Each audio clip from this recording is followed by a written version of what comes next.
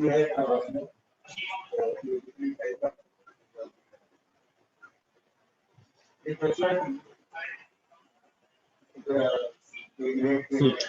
हम लोग third experiment में डिस्कशन कर रहे थे। तो जब भी ये एक्सपेरिमेंट कराएंगे तो तुम्हें हम लैब में यही जूम वीडियो के थ्रू भी सीआरओ प्रॉपर्ली दिखाएंगे और कैसे उसमें आप नॉब्स को सेट करके आप कैसे एक्स एक्सिस और वाई एक्सिस को सेट कर सकते हो, ये सारी चीजें भी आप वहाँ पे देख पाओगे।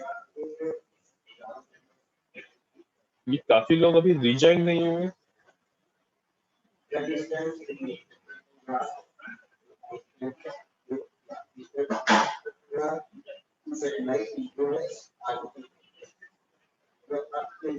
Aryan Singh, roll number 27।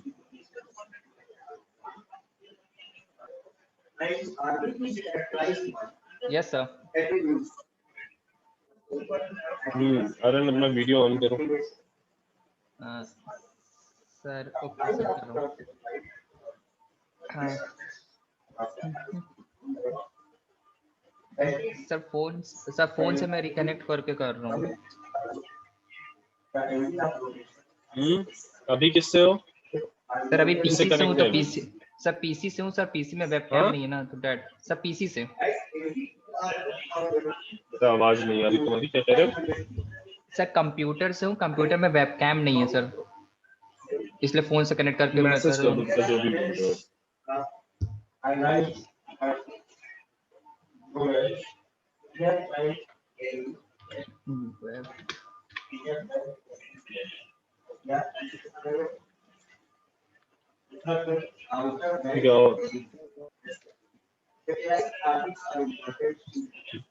इसी तरीके से आप जो नेक्स्ट आपको देखना रहेगा स्टडी करने वाला दूसरा क्या है, मल्टीमीटर।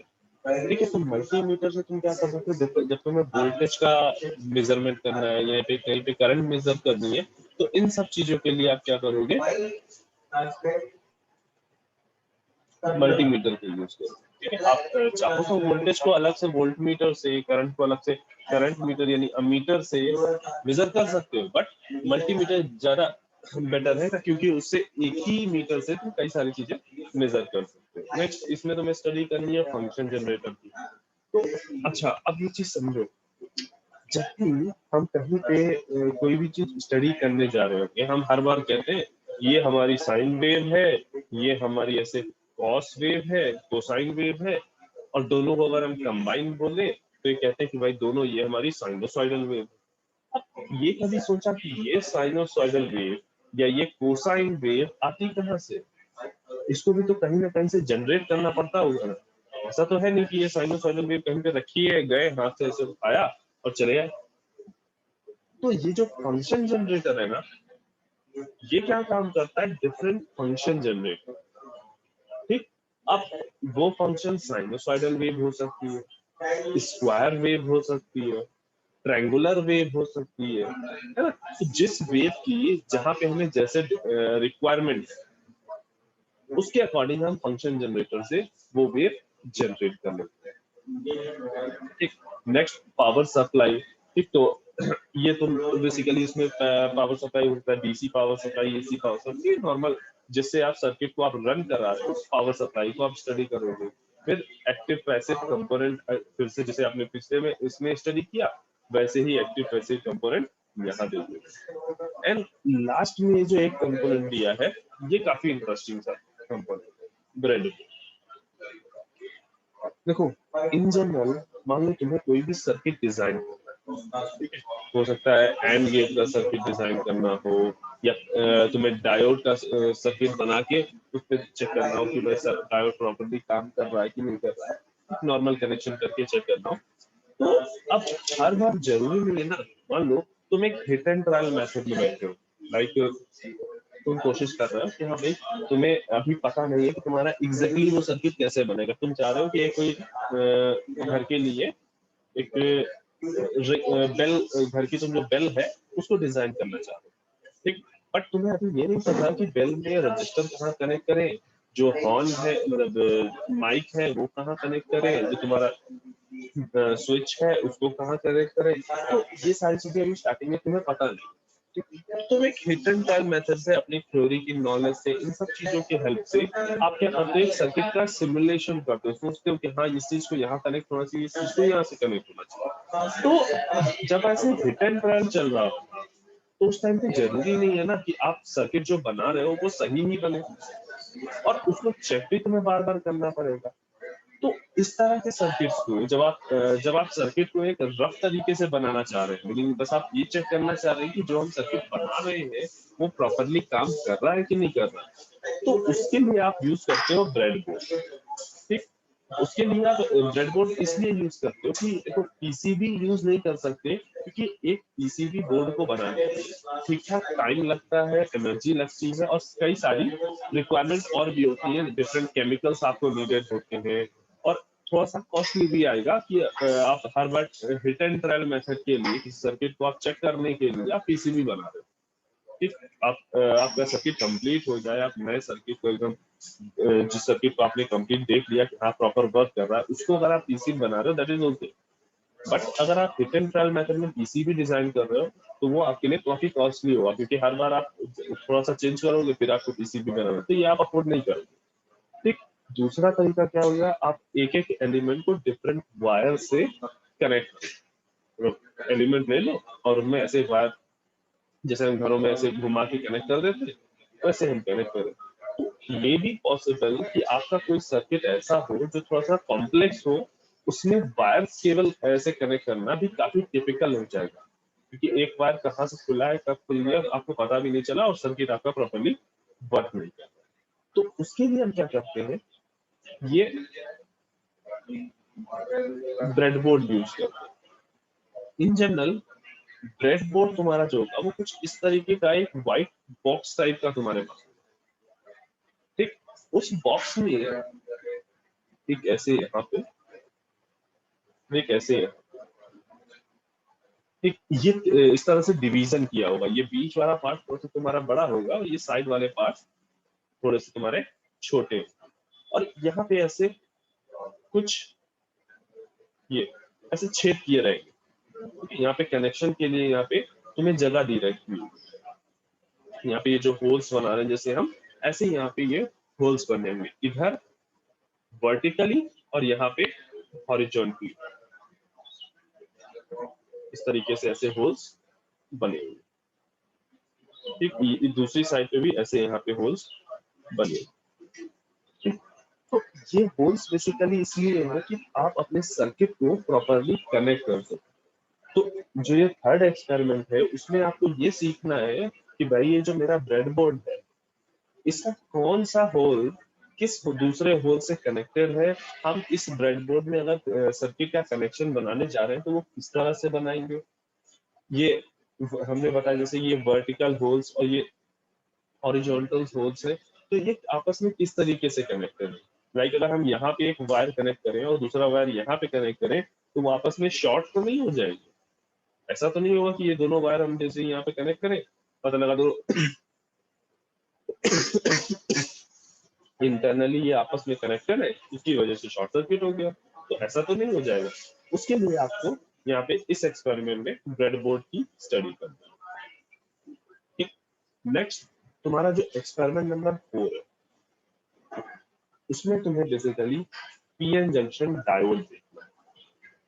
ठीक है, थ्योरी में जब तुम पीएन जंक्शन डायोड पढ़ लोगे तो फिर तुम्हें ये समझना है कि भाई वो पीएन जंक्शन डायोड जो हमने थ्योरी में पढ़ा, ठीक, जिसकी हमने डिफरेंट कैरेक्टरिस्टिक देखी, वो पीएन जंक्शन डायोड क्या उसी तरीके से वर्क करता है जो जिस तरह से हमने थ्योरी में पढ़ा है, उसी तरीके से वर्क करता है कि नहीं करता है। ठीक, अच्छा ये बताओ कितने लोगों ने एलईडी देखी है, LED meaning normal LED bulb.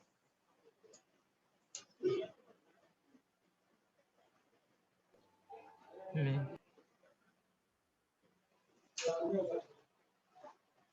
देखिए, यस सर देखा है। यस सर देखा। यस सर देखा है। तो आई गेस बेसिक सेमीकंडक्टर में ये भी सबको पता होगा कि वो जो तुम्हारी एलईडी है वो एक टाइप ऑफ तुम्हारा सेमीकंडक्टर डायोड ही होता है ना।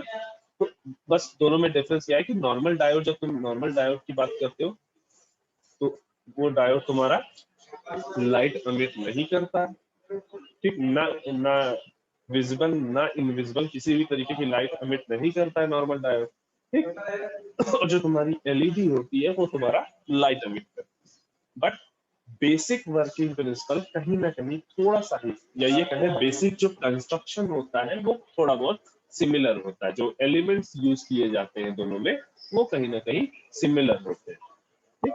मतलब यहाँ पे भी पी टाइप का और एन टाइप का सेमीकंडक्टर यूज किया गया है, वहां पर भी पी और एन टाइप का ही सेमीकंडक्टर यूज किया गया है, ठीक। तो इन जनरल हम ये जो डायोड है इसको हम यूज करते हैं स्विचिंग के। रीजन कि इस डायोड की अपनी एक प्रॉपर्टी है कि ये यूनि डायरेक्शनल होता है, मतलब इसमें करंट जो है एक ही साइड में फ्लो हो सकती है, दूसरी साइड में फ्लो नहीं हो सकती। मीनिंग अगर लेट्स से ये मेरा डायोड होता है, ये देखो ये होता है डायोड का सिंबल, ठीक। तो डायोड में जो करंट है वो केवल इस डायरेक्शन में फ्लो होती है। अगर तुम सोचो कि इधर से इधर करंट फ्लो हो जाए तो ये करंट फ्लो नहीं होती, ठीक। या ये कहें मोर स्पेसिफिकली कि ये वाली करंट जो हम इस डायरेक्शन में बता रहे हैं, ये वाली करंट इतनी कम होती है कि इसको हम इग्नोर कर दें, ठीक। ये हमारी किसी यूज की ही नहीं होती है, इसलिए इसको हम कंसीडर ही नहीं करते। मेनली हम इसी करंट को कंसीडर करते हैं, ठीक। तो हमें जो इस एक्सपेरिमेंट में देखना है वो ये देखना है कि इस पीएन जंक्शन डायोड को अगर हम किसी बैटरी से कनेक्ट करें तो उसमें जो करंट फ्लो हो रही है वो वोल्टेज के साथ कैसे कैसे चेंज हो रही है। तो हम वोल्टेज बदल रहे हैं, प्लस में ला रहे हैं या माइनस में ला रहे हैं या कोई उसमें चेंजेस कर रहे हैं, तो उस वोल्टेज में चेंज होने की वजह से करंट में क्या चेंज होता है। और दूसरी चीज हमें क्या देखनी है कि ये जो डायोड है इस डायोड का क्या कोई रेजिस्टेंस है, और है तो इसमें क्या डिफरेंट डिफरेंट टाइप के रेजिस्टेंस है।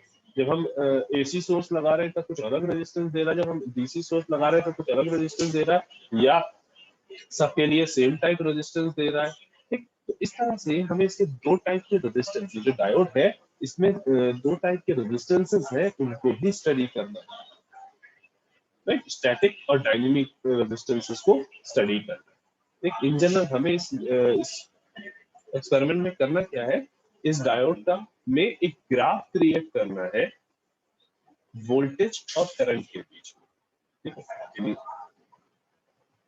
एक एक्सिस पे वोल्टेज और दूसरी एक्सिस पे करंट, और यहाँ पे ग्राफ क्या शो करेगा कि कैसे कैसे आप वोल्टेज को जब वेरी कर रहे हैं तो कैसे तुम्हारी करंट में वेरिएशन होगा,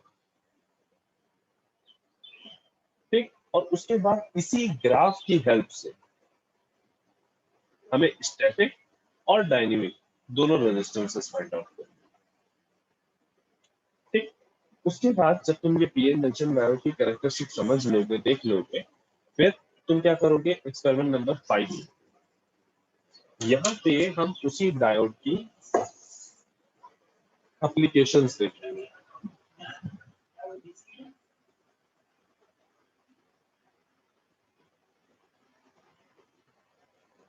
ठीक है। उसी डायोड की हम एप्लीकेशन देखेंगे। अब ये एप्लीकेशन देखो कैसे। अच्छा, सभी लोगों के एसी और डीसी नाम सुने हैं, अल्टरनेटिंग करंट और डायरेक्ट करंट। यस सर, सुना है। क्या होता है दोनों में डिफरेंस? सर और एक सर एसी टाइम के साथ वेरी करती है और डीसी टाइम के साथ कांस्टेंट रहती है। अच्छा, हमारे घर में एक इन्वर्टर लगा है, उसमें एक बड़ी सी बैटरी लगाई है हमने। तो वो जो बैटरी जो आउटपुट देती है, जो मतलब वोल्टेज या करंट जो प्रोवाइड करती है वो बैटरी, वो डीसी होती है या एसी होती है? सर बैटरी में जो स्टोर होता है वो तो डीसी में पावर स्टोर होगी, लेकिन सर उसको चेंज करेंगे एसी में रेक्टिफायर से, उसके बाद सर फिर उसके बाद हम सप्लाई करेंगे। अच्छा, अब ये बताओ, रेक्टिफायर से हम डीसी को एसी में चेंज करते हैं या एसी को डीसी में चेंज करते हैं? सर सर दोनों में सर चेंज कर सकते हैं, ऑर्डर चेंज करके। सर क्या मेनली चेंज सर पर करते एसी को सर मेनली सर एसी को डीसी में चेंज करते हैं, हैं? एसी को डीसी में change डीसी करते में। हैं। तो देखो यहाँ पे जो ये रेक्टिफायर है ना, ये यही काम करेगा, अल्टरनेटिंग करंट को कन्वर्ट करेगा डीसी। लेकिन ये कहना भी एकदम गलत है कि ये एकदम प्योर डीसी में कन्वर्ट करेगा, नहीं। अभी फ्लिकरिंग केवल रहती है मान सर। लो तुम्हारे लिए एक ब्लैक बॉक्स है जिसके अंदर हमने हाफ वेव या फुल वेव का सर्किट बना रखा है, ठीक? यहाँ पे इनपुट पे हमने लेट्स से एक अल्टरनेटिंग करंट दी, ऐसे ये साइनोसॉइडल करंट को ही हम एसी करंट की तरह शो करते हैं। तो अगर ये फुल वेव रेक्टिफायर होता तो ये जो आउटपुट देता वो कुछ इस तरह का होता, ऐसे। या इसका जस्ट अपोजिट, ऐसे। मीनिंग इस ब्लैक बॉक्स यानी इस सर्किट ने काम क्या किया, ये जो पॉजिटिव वाला हाफ साइकिल था इसको तो नॉर्मल आने दिया, और ये जो नेगेटिव वाला हाफ साइकिल था इसको क्या किया, इन्वर्ट कर दिया, ठीक? तो हमें आउटपुट में रेक्टिफायर के फुल वेव रेक्टिफायर में जो आउटपुट होगा उसमें हमें कुछ ऐसा आउटपुट मिलेगा या ऐसा, मतलब ये दोनों ही पॉसिबिलिटीज है। ये डिपेंड करता है कि हमने जो लोड अपना कनेक्ट किया है, जहां से हम आउटपुट जिस लोड पे ले रहे हैं उसकी पोलरिटी हमने किस तरह से कनेक्ट कर रखी है ना। वहीं पे अगर ये black box half wave rectifier होता तो ये क्या करता है, जब इसको हम साइनोसॉइडल वेव देते हैं या एसी करंट देते हैं, ऐसे ये जो आउटपुट देगा ये कुछ इस तरह से, फर्स्ट हाफ साइकिल, सेकेंड 0 से t/2, 0 से t/2, या 0 से t/2, और ये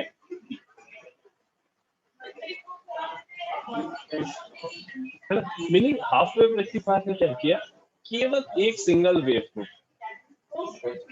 पॉजिटिव हाफ साइकिल को तो पास करा दिया, नेगेटिव हाफ साइकिल को जीरो कर दिया। या दूसरा काम क्या हो सकता है, नेगेटिव हाफ साइकिल को पास करा दिया और पॉजिटिव हाफ साइकिल को जीरो कर दिया, 0 t/2। Basically half wave rectifier या फुल वेव कुछ इसी तरीके से काम करता है। अंदर सर्किट में क्या होता है, सर्किट किस तरह से वर्क करता है, ये हम लोग एक्सपेरिमेंट में देखते हैं, ठीक। अभी जो बेसिक थ्योरी है वो यही है कि भाई अगर आप ऐसे साइन वेव देंगे यानी अल्टरनेटिंग करंट देंगे तो वो उसको कन्वर्ट इस फॉर्म में करते हैं।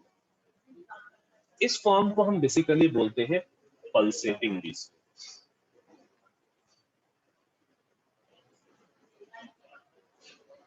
ठीक। पल्सेटिंग डीसी क्यों, कि हमें पता है, जो हमने अपनी थ्योरी में डीसी करंट पढ़ी वो ये वाली होती है, 5 वोल्ट की डीसी अगर है तो ये डीसी करंट होती है टाइम के साथ कांस्टेंट। बट अगर हम ये कहें कि ये हाफ वेव रेक्टिफायर ने ये डीसी दिया है तो क्या ये टाइम के साथ कांस्टेंट है, तो टाइम के साथ वेरी हो रही है ना। जब ये टाइम के साथ कांस्टेंट नहीं है तो ये प्योर डीसी भी नहीं होती, ठीक। तो रेक्टिफायर जो आउटपुट देता है उसमें डीसी कंपोनेंट्स भी होते हैं और एसी कंपोनेंट, ठीक। हम क्या करते हैं, रेक्टिफिकेशन के बाद एक फिल्टर और ऐड करते हैं, ठीक। और वो फिल्टर बेसिकली क्या करता है, इस एसी कंपोनेंट को हटा देता है और हमें प्योर डीसी मिलता है। उसमें भी कुछ फ्लक्चुएशंस रहते हैं, ऐसी एग्जैक्ट कांस्टेंट नहीं रहती है, बट फिर भी काफी हद तक वो कांस्टेंट रहती है। तो ये बेसिक वर्क है तुम्हारे रेक्टिफायर, तो हमेशा याद रखना कि रेक्टिफायर अगर अल्टरनेटिंग करंट उसको एज अ इनपुट दोगे तो आउटपुट में तुम्हें पल्सेटिंग डीसी देगा, मतलब एक ऐसा सिग्नल या एक ऐसी क्वांटिटी जिसमें कुछ कंपोनेंट डीसी कुछ कंपोनेंट एसी दोनों अवेलेबल है। ठीक है, तो पीएन जंक्शन डायोड को यूज करके कैसे हम इस तरह के रेक्टिफायर्स बना सकते हैं और देन उसमें जो आउटपुट आया उनकी आरएमएस वैल्यू, उनकी डीसी एवरेज वैल्यू, उनका रिपल फैक्टर कैसे फाइंड आउट कर सकते हैं, ये चीजें हम लोग एक्सपेरिमेंट नंबर 5 में देखेंगे। अच्छा, सभी लोग आई गेस बेसिक इलेक्ट्रिकल पढ़ के आए होंगे, तो ये बताओ ये आरएमएस वैल्यू क्या होता है?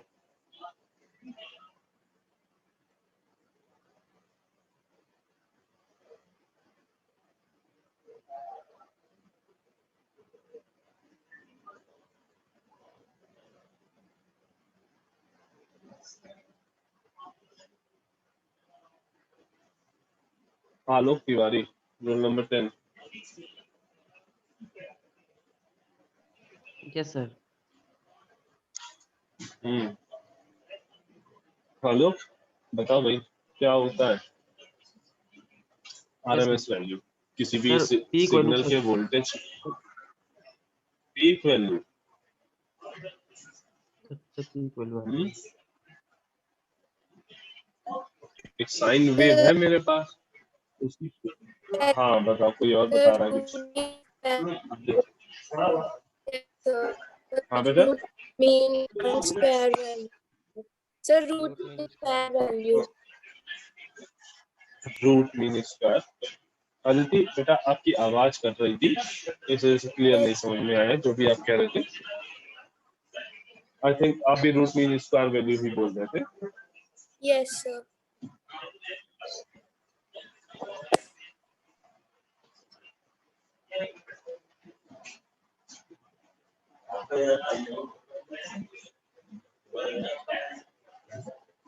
ठीक है, तो ये रूट मीन स्क्वायर वैल्यू। ठीक, तो जब तुम रेक्टिफायर बना लिया, ठीक, उस रेक्टिफायर का जो आउटपुट आया उस आउटपुट को तुम चेक करोगे, ठीक, और उस आउटपुट की आरएमएस वैल्यू निकालोगे, इसी तरीके से उसकी डीसी वैल्यू या एवरेज वैल्यू फाइंड आउट करोगे, है ना? तो ये सारी चीजें हम लोग एक्सपेरिमेंट नंबर 5 में करेंगे ना। अब एक्सपेरिमेंट नंबर 6 आएगा, तो यहाँ पे एक स्पेशल टाइप का डायोड, एक जेनर डायोड। अभी जब थ्योरी में तुम लोग इस डायोड को पढ़ोगे तब चीजें ज्यादा अच्छे से समझ में आएंगी, ठीक, बट एक स्पेशल टाइप का डायोड है जिसको हम यूज करते हैं जब अगर मान लो हमें कोई एक सर्किट बनाना है, हमारा काफी बड़ा सा सर्किट है और उस सर्किट के बीच में अंदर कहीं पे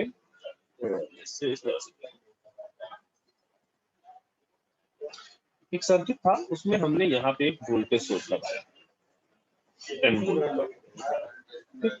उसके बाद एक रजिस्टर लगाया, यहाँ एक कैपेसिटर लगाया, फिर यहाँ पे एक रजिस्टर लगा, फिर यहाँ पे एक कैपेसिटर लगा, एक इधर ये डायोड लगा, ठीक, इधर एक डायोड लग गया और उसके बाद यहाँ एक इंडक्टर लगा के यहाँ हमने एक एलईडी लगाई थी। वैसे यहाँ पे हमने एक एलईडी लगाई थी और हम चाहते हैं कि हमारे साथ मजबूरी ये है कि ये जो एलईडी है इसको केवल और केवल 0.5 वोल्ट ही दे सकते। अगर उससे ज्यादा वोल्टेज दिया तो ये बेकार हो जाएगी, उससे कम वोल्टेज दिया तो ये बेकार हो जाएगी, ठीक है ना? तो हमें चाहिए ये कि ये वाला जो एलईडी है, इस एलईडी के अक्रॉस हम वोल्टेज एकदम फिक्स कर दें, मतलब अंदर कुछ भी चेंजेस होता रहे, इस रेजिस्टेंस की वैल्यू वेरी करे, इस कैपेसिटर में कुछ भी वेरिएशन होता रहे, ये सोर्स में कुछ भी वेरिएशन होता रहे, मीनिंग अभी 10 वोल्ट का लगा है, कुछ देर बाद यहाँ पे 20 वोल्ट का लग जाए, कुछ देर बाद यहाँ 30 वोल्ट का लग जाए, कुछ भी होता रहे, एक मतलब नहीं है हमें, लेकिन ये वाला जो पार्ट है, ये जो एलईडी हमने लगाई है, ये इसके अक्रॉस वोल्टेज हमारी कांस्टेंट है। तो उसके लिए हम क्या करते हैं, जेनर डायोड को यूज करते हैं। उसके लिए हमें क्या करना होता है, जेनर डायोड को यूज करना होता है। और उस जेनर डायोड को क्या कैसे यूज करते हैं, पैरेलली कनेक्ट करते हैं। जिस भी डिवाइस में हमें कांस्टेंट वोल्टेज चाहिए होता है, उस डिवाइस के पैरेलल में हम ऐसे जेनर डायोड लगा देते हैं, जेनर डायोड लगा देते हैं। उसकी वजह से क्या होता है, ये जेनर डायोड इस डिवाइस के अक्रॉस वोल्टेज को कांस्टेंट कर देता है। ठीक, तो जो हमारा एक्सपेरिमेंट नंबर 6 है, उसमें हम क्या करेंगे, बेसिकली इस जेनर डायोड जैसे आई यानी करंट और वोल्टेज में रिलेशन फाइंड आउट करेंगे। मीनिंग अगर इस जेनर डायोड के अक्रॉस हम वोल्टेज चेंज कर रहे हैं, अगर इस जेनर डायोड के अक्रॉस हम वोल्टेज को वेरी करा रहे हैं, ठीक, तो करंट में वेरिएशन कैसे हो रहा है, कितना कितना वेरिएशन हो रहा है, ये हमें कैरेक्टरिस्टिक बनानी होगी, एक ग्राफ बनाना होगा। कुछ इस तरीके का ग्राफ बनता है।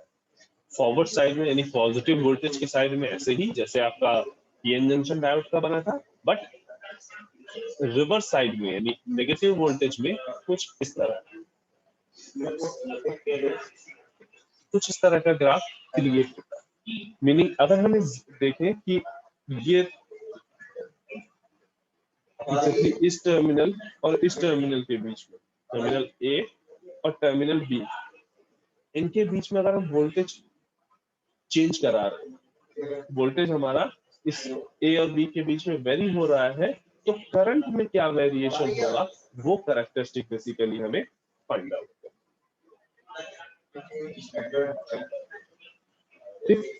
नेक्स्ट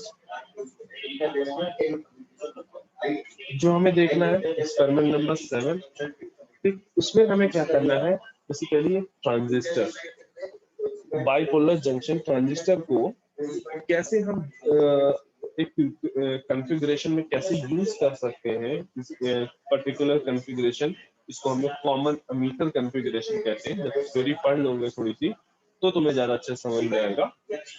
तो इस बीजेटी को कॉमन एमीटर कॉन्फ़िगरेशन में किस तरीके से कनेक्ट कर सकते हैं, किस तरीके से इसको यूज कर सकते हैं, उसके क्या क्या फायदे होते हैं, और उसका जो जब इस कॉन्फ़िगरेशन में कनेक्ट कर लिया उसके बाद इसमें क्या क्या वेरिएशंस होते हैं। मीनिंग अगर हम वोल्टेज चेंज करेंगे इस बीजेटी के अक्रॉस, तो किस तरीके से वेरी करेगा उसके अक्रॉस करंट।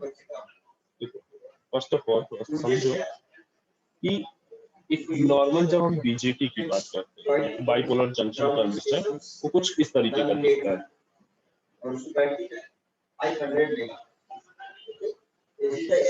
ऐसे यहाँ पे 3 टर्मिनल्स हैं। इसके इंटरनल स्ट्रक्चर और इसकी वर्किंग से हम कोई भी बात नहीं कर रहे। ये सारी चीजें आप थ्योरी में पढ़ोगे कि किस तरीके से डिफरेंट टर्मिनल्स वर्क करते हैं, किस तरीके से कहाँ पे कैसे किसको कनेक्ट करना होता है। ये सारी चीजें आप थ्योरी में एक बार पढ़ोगे, तो उस पर हम बहुत ज्यादा डिस्कस ना करते होंगे। अभी सिंपली ये देखो, प्रैक्टिकली यहाँ पे जो तुम बीजेटी को लैब में देखोगे, तुम्हें कुछ इस तरह की बीजेटी मिलेगी, बाइपोलर जंक्शन ट्रांजिस्टर। उसके 3 टर्मिनल होंगे। पहला टर्मिनल एमीटर, दूसरा बेस और तीसरा कलेक्टर। ठीक, ये सीक्वेंस चेंज हो सकता है। ये कोई हार्ड एंड फास्ट रूल नहीं कि पहला वाला टर्मिनल इधर से एमीटर ही होगा और लास्ट वाला कलेक्टर ही होगा। ठीक है, तो ये बेसिकली क्या है, 3 टर्मिनल्स, और इन 3 टर्मिनल्स को जब हम बाहर से वोल्टेज प्रोवाइड करते हैं, मान लो इसके और इसके बीच में एक वोल्टेज सोर्स लगा दिया और यहाँ से एक वोल्टेज सोर्स, यहाँ पे हमने लोड रेजिस्टेंस इन दोनों के बीच में कनेक्ट कर दिया।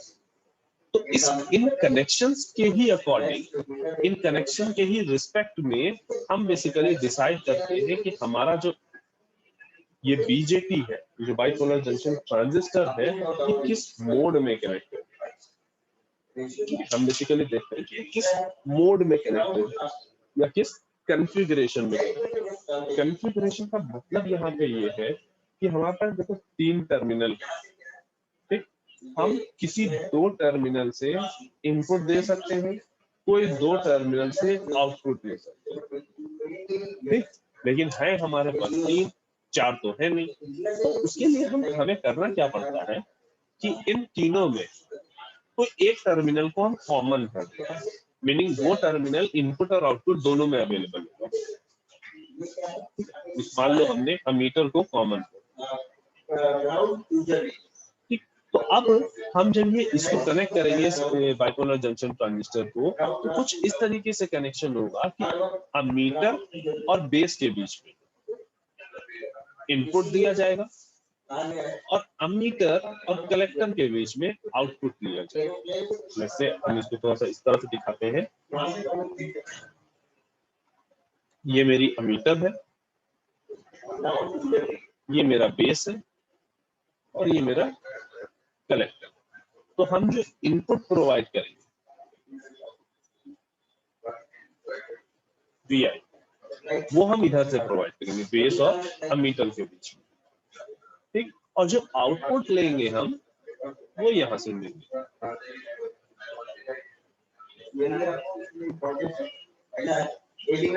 समझे? तो इस तरह का जब हमने अमीटर को कॉमन रखा, इस तरह का जो कॉन्फ़िगरेशन, इस तरह का जो कनेक्शन है, उसको हम क्या बोल रहे हैं? Common ammeter configuration. और इस तरह का कनेक्शन देने के बाद जब हम इस बाइपोलर जंक्शन ट्रांजिस्टर की कैरेक्टरिस्टिक ड्रॉ करते हैं, तो वो काम बेसिकली हमें करना है इस एक्सपेरिमेंट नंबर 7। एक्सपेरिमेंट नंबर 7 में हम क्या करेंगे? अपने बाइपोलर जंक्शन ट्रांजिस्टर को कॉमन एमिटर कॉन्फ़िगरेशन में कनेक्ट करेंगे और देन उसकी कैरेक्टरिस्टिक फाइंड एक काम करो, सभी लोग क्लास को एक बार रीजॉइन कर दो।